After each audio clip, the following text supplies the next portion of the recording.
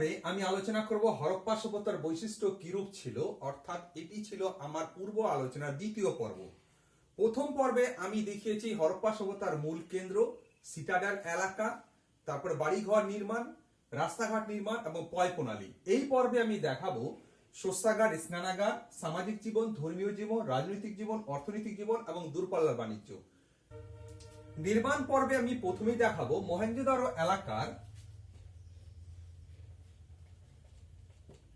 এলাকার স্নানাগার।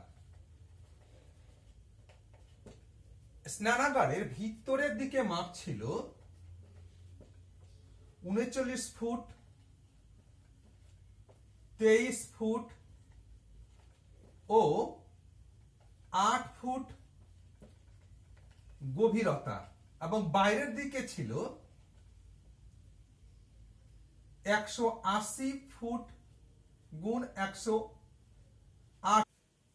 এই স্নানাগারটি সাধারণত নাগরিক জীবনের স্বাচ্ছন্দ্যের জন্য ব্যবহার করা হতো।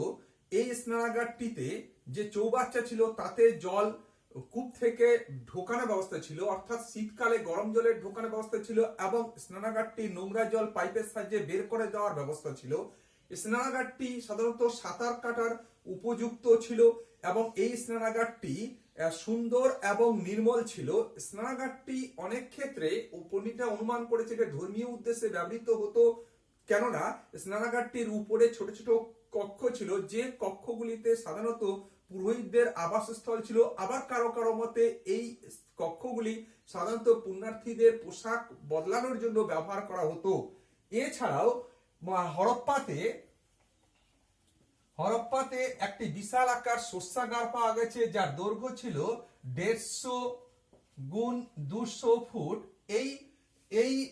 এই শস্যাগারটির পাশেই ছিল একটি শস্য ঝাড়াই মারাইয়ের পিঠিকা বা মঞ্চ এবং তার পাশেই ছিল দুই কক্ষ বিশিষ্ট শ্রমিকদের আবাস স্থল। অর্থাৎ এই শস্যাগারটি সাধারণত যেখানে ছিল অর্থাৎ তার পাশের শ্রমিকদের আবাস স্থল ছিল বলে ঐতিহাসিকরা অনুমান করেছেন। সামাজিক জীবনে আমি বেশ কয়েকটি পর্বে এটি ভাগ করেছি। এখানে সামাজিক জীবনে প্রথমে বলছি যে এই সমাজ ছিল বৈষম্যমূলক, তার কিছুটা অনুমান পাওয়া যায়, কেননা দুর্গ বেষ্টিত এলাকার মধ্যে যে অংশ উঁচু ছিল সেখানে ছিল অভিজাত বা ধনিক শ্রেণীদের বসবাসের জন্য, আর নিম্ন এলাকাটি ছিল সাধারণত নিম্ন শ্রেণী, অর্থাৎ যারা কৃষিকাজ বা বণিক এই ধরনের জীবিকার সঙ্গে জড়িয়ে আছে তাদের ক্ষেত্রে। এছাড়াও এই হরপ্পা সমাজ জীবনে পুরোহিত রাজার একটা বৈশিষ্ট্য পাওয়া যায়। যেমন হয় মিশরীয় সভ্যতাতে বলা হয়েছে প্রিয়েস্ট কিং, এরকম একটা অনুমান করা যায় যারা পুরোহিত ছিল তারাই ছিল প্রশাসনিক কার্যের সঙ্গে যুক্ত।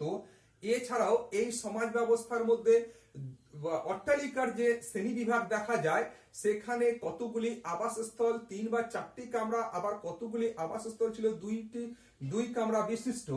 এছাড়াও দেখা যায় দুর্গের বাইরের অংশতে সাধারণ ব্যক্তিদের বসবাস, দুর্গের ভিতরে অভিজাত ব্যক্তিদের বসবাস। এছাড়াও সমাধি যে ব্যবস্থা দেখা যায়, সেখানে ৩ ধরনের সমাধি ব্যবস্থা দেখা যায়। একটি সমাধি ছিল পূর্ণ কবর এবং আরেকটি ছিল আংশিক কবর ও আরেকটি ছিল অবশিষ্ট অংশ কবর। এই যে ৩ ধরনের সমাধি ব্যবস্থা, তো পূর্ণ কবরে ছিল মৃতদেহের সঙ্গে তাদের হরপ্পাবাসীর এরকম ধারণা ছিল যে মানুষের মৃত্যুর পরও আরেকটি জীবন আছে, সেই জন্য তার যত আসবাবপত্র, গয়না এবং যত পোশাক পরিচ্ছদ সব পুণ্যস্থ কবরের সঙ্গে অর্থাৎ মৃতদেহের সঙ্গে সেটা দিয়ে দেওয়া হতো। আংশিক কবরের ক্ষেত্রে দেখা যেত মৃতদেহকে কিছুদিনের জন্য বাইরে ফেলে রাখা হতো, যেখানে কাক বা পক্ষী বা অন্যান্য পশুরা তাদের মাংস খেয়ে নেওয়ার পর যে হাড্ডি অর্থাৎ হাড়গড় পড়ে থাকতো বা অংশ সঙ্গে তার সোনা গয়নাগুলি সেই দিয়ে তাকে কবরস্থ করা হতো। আর অবশিষ্ট অংশ কবরের সঙ্গে দেওয়া হতো, যে মৃতদেহকে দাহ করার পর যে ভস্মীভূত থাকতো সেই ভস্মীভূতর সঙ্গে তার যে বা আসবাবপত্র বা গয়না যা থাকতো সেটা দিয়ে দেওয়া হতো। এছাড়াও হরপ্পা ব্যবস্থাতে সামাজিক জীবনে আরেকটি বৈশিষ্ট্য দেখতে পাওয়া যায়, যেখানে অনুমান করা যায় যে তিনটি শ্রেণীর লোকের বসবাস ছিল। বিশেষ করে হচ্ছে এক, পুরোহিত শ্রেণী; দুই, পুরোহিত শ্রেণী; দুই হচ্ছে বণিক শ্রেণী; তিন হচ্ছে কৃষক ও পশুপালক। কোন কোন ক্ষেত্রে অনুমান করেছেন যে দাস বা দাস বৃত্তিধারী লোকেরও বসবাস ছিল। হরপ্পা সভ্যতার সামাজিক জীবনে আরো কতগুলি বৈশিষ্ট্য লক্ষ্য করা যায়। এই সমাজ ছিল একই সঙ্গে মাতৃতান্ত্রিক সমাজের কিছু বৈশিষ্ট্য লক্ষ্য করা যায়, এবং এছাড়াও এই সমাজে যে সামাজিক জীবনের ক্ষেত্রে আমরা দেখতে পেয়েছি দুই ধরনের পোশাক পদ্ধতি, অর্থাৎ দেহের উপরের অংশ ছিল চাদর দিয়ে ঢাকা বা চাদরের মতো ঢেকে পোশাক পরতো, নিচের অংশ ছিল ধুতি। এছাড়াও সুতি বস্ত্রের ব্যবহার ছিল। এদের খাদ্যদ্রব্যের মধ্যে পাওয়া যায়, যেমন হচ্ছে এরা একই সঙ্গে আমিষভোজী এবং নিরামিষভোজী দুটোই ছিল। এরা আমিষভোজীর মধ্যে মাছ, মাংস বা হচ্ছে পশু পাখি, ছাগলের মাংস সবই ভক্ষণ করত, এবং একই সঙ্গে আবার দেখা যায় নিরামিষ ভোজীর মধ্যে দুধ, ফল মূলের ব্যবহার ছিল। হরপ্পাবাসীরা দের মধ্যে অলংকার ব্যবহারের একটা বৈশিষ্ট্য লক্ষ্য করা যায়। তারা হচ্ছে নারী পুরুষ উভয়ই অলংকার পরত, তার কতগুলি মূর্তি থেকে তা বোঝা যায়। এছাড়াও হরপ্পাবাসী যে ধর্মীয় জীবন পাওয়া গেছে, সেখানে দেখা গেছে একই সঙ্গে প্রাকৃতিক শক্তির আরাধনা, আবার কি একই সঙ্গে আবার পার্থিব শক্তির আরাধনা দুটি লক্ষ্য করা যায়। অর্থাৎ একই সঙ্গে এখানে মাতৃদেবতার বা প্রথমেই বলা যায় যে মাতৃ শক্তি বা মাতৃদেবতার পূজার প্রচলন ছিল। কেননা মহেঞ্জোদারোতে বেশ কিছু মূর্তি পাওয়া গেছে, যে মূর্তিগুলির সামনে বলি বা বলা যায় সেখানে ধূপ দেওয়া হতো বা এই ধরনের কোনো ব্যবস্থা হতো বলে এখানে মূর্তির গায়ে ধোঁয়ার চিহ্ন থেকে অনুমান করা যায় যে সেখানে প্রচুর মাতৃ দেবতার পূজার প্রচলন ছিল। এছাড়াও আরেকটি হচ্ছে মহেঞ্জোদারোতে পাওয়া গেছে যে এক যোগী পুরুষ ধ্যানমগ্ন অবস্থায় আছে, তার তিনটি মাথা, তিনটি সিং, এবং তাকে ঐতিহাসিক বেসাম হচ্ছে আদি শিব বা প্রোটো শিবা, বেসাম প্রোটো শিবা শব্দটি ব্যবহার করেছেন। এছাড়াও হরপ্পাবাসীরা সাধারণত হচ্ছে প্রাকৃতিক শক্তির মধ্যে যেমন হচ্ছে যে বৃক্ষ পূজার প্রচলন ছিল, তেমনি ভাবে হচ্ছে তারা কুজ বিশিষ্ট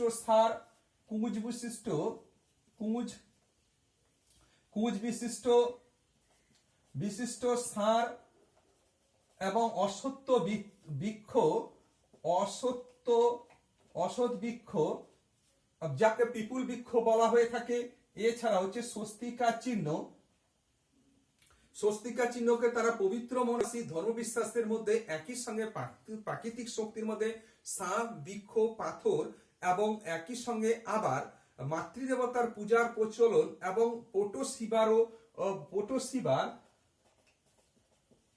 পোটোশিবার ঐতিহ্য, অর্থাৎ পোটোশিব বা আদি শিব পূজার প্রচলনের পদ্ধতিও প্রচলিত ছিল বা সিন্ধুবাসীর বিশ্বাস ছিল, এই ধারণা অনুমান করা যায়।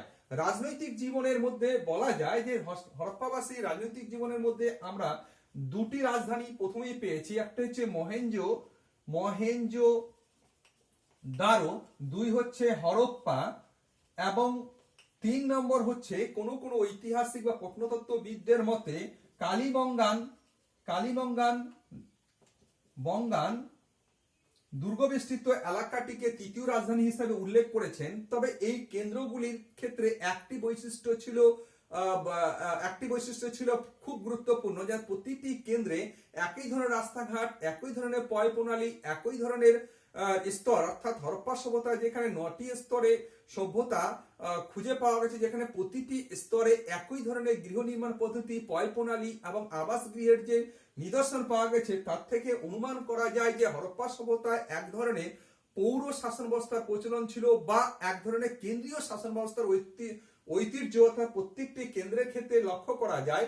এই জন্য এই সব রাজনৈতিক বৈশিষ্ট্যের মধ্যে উল্লেখ করা হয়েছে যে এই সময় পুরোহিত রাজা বা অভিজাত শ্রেণীর দ্বারা এই ধরনের শাসন ব্যবস্থা প্রচলিত ছিল, অর্থাৎ একটা কেন্দ্রীয় শাসন ব্যবস্থার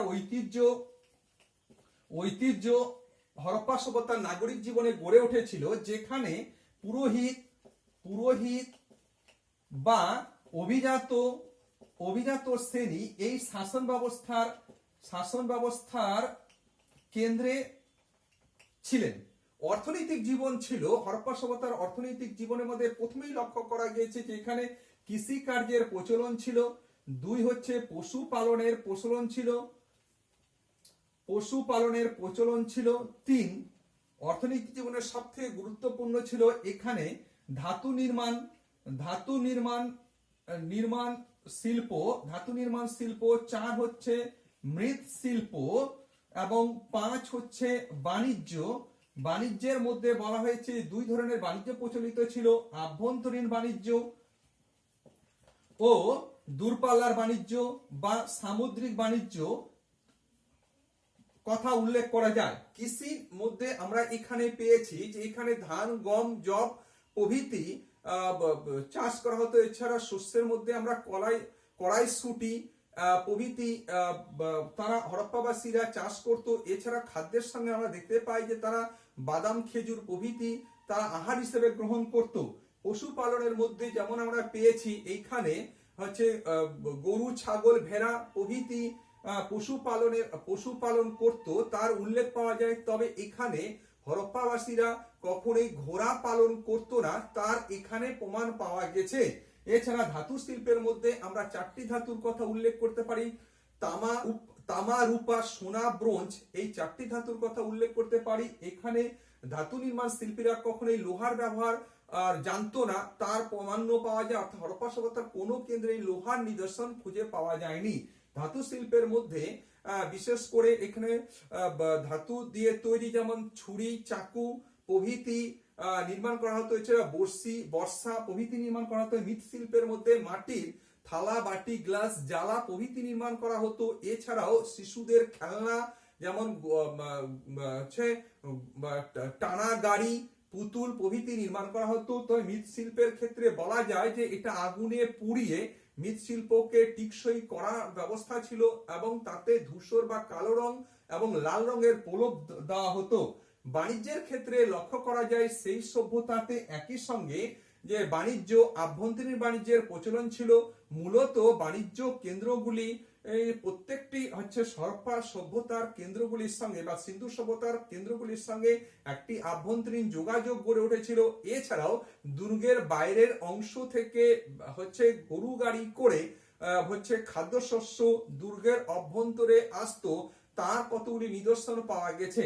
আভ্যন্তরীণ বাণিজ্যের ক্ষেত্রে বলা যায় যেমন হচ্ছে হিমালয়ের পাদদেশ থেকে কাঠ, মহীশূর থেকে হচ্ছে সোনা এবং রাজস্থান থেকে তামা এবং মধ্য এশিয়া থেকে আসতো। সেই সময় হচ্ছে জেড পাথর, কার্লেনিয়াম পাথর এবং পারস্য ইরান থেকে আসতো তামা বা রূপা, এই ধরনের বহু নিদর্শন পাওয়া যায়। তবে দূরপাল্লার বাণিজ্যের ক্ষেত্রে আরেকটি বৈশিষ্ট্য আমরা উল্লেখ করতে পারি সামুদ্রিক বাণিজ্যের মধ্যে এখানে বলা হয়েছে যে হরপ্পাবাসীর সঙ্গে সুমের, কীট, আক্কাদ প্রভৃতি সভ্যতার সঙ্গে যোগাযোগ ছিল সামুদ্রিক পথে এবং এক্ষেত্রে হচ্ছে লোথাল বাণিজ্য কেন্দ্রে উল্লেখ করা যায়। এখানে ফুটের একটি পোতাশ্রয় পাওয়া গেছে, তার থেকে অনুমান করা যায় এখানে দূরপাল্লার বাণিজ্যের জন্য বাণিজ্যিক তরী বা জাহাজগুলি আসতো এবং এখান থেকে এই লোথাল কেন্দ্র থেকে সেই সব কীট, আক্কাদ বা সুমেরে বা সামুদ্রিক পথে বাণিজ্য চলতো। এছাড়াও কতগুলি স্থানের উল্লেখ করা যায়, যেমন হচ্ছে দিলমুন, দিলমুন, তারপরে হচ্ছে মেলুহা প্রভৃতি শব্দের উল্লেখ করা হয়েছে। মেলুহা শব্দকে সুমের বাসীরা বা সুমেরীয় সভ্যতার বাসীরা নিম্ন সিন্ধু এলাকা হিসাবে জানতো। দিলমুন এবং মেলুহা এই আরো বারহীন প্রভৃতি অঞ্চলগুলি ছিল হরপ্পাবাসীর সঙ্গে দূরপাল্লা বাণিজ্যের ক্ষেত্রে এই স্থানগুলি হচ্ছে ভায়া হিসাবে কাজ করত। অর্থাৎ এখান থেকে এছাড়াও সামুদ্রিক তৎপরতার মধ্যে কতগুলো উল্লেখ পাওয়া যায়, যেমন হরপ্পা শিল্পচিত্রের মধ্যে হচ্ছে পালতোলা নৌকা এবং ঝিনুকের হাতা এবং মুক্তোর উল্লেখ পাওয়া যায়। এছাড়াও হরপ্পা বাণিজ্য কেন্দ্রগুলির মধ্যে লোথালে পুঁথি নির্মাণ শিল্পের কারখানা ছিল এবং এখানে পুঁথি নির্মাণ করা হতো। এক্ষেত্রে কালেনিয়াম, জেট প্রভৃতি পাথর এবং দামি পাথর, মূল্যবান পাথরের এখানে সমাবেশ ঘটতো। তাই আলোচনার পরিসমাপ্তিতে বলা যায় হরপ্পা সভ্যতার বৈশিষ্ট্যগুলি কিরূপ ছিল তার একটা বিস্তারিত বর্ণনা বা আলোচনা পরপর দুটি পর্বে দেওয়া হলো এবং এইগুলোর মধ্যে থেকে সব থেকে গুরুত্বপূর্ণ যে বিষয়গুলি ছিল তা সংক্ষেপে এখানে তুলে ধরা হয়। এগুলি সাধারণত বিভিন্ন পরীক্ষার ক্ষেত্রে প্রশ্ন হয়ে থাকে, যেগুলির উত্তর জানা খুবই প্রয়োজন। তোমাদের এই বিষয়ে আরো কিছু জানার থাকলে বা কোনো বিষয় বোঝার থাকলে তোমরা আমাকে জানাতে পারবে।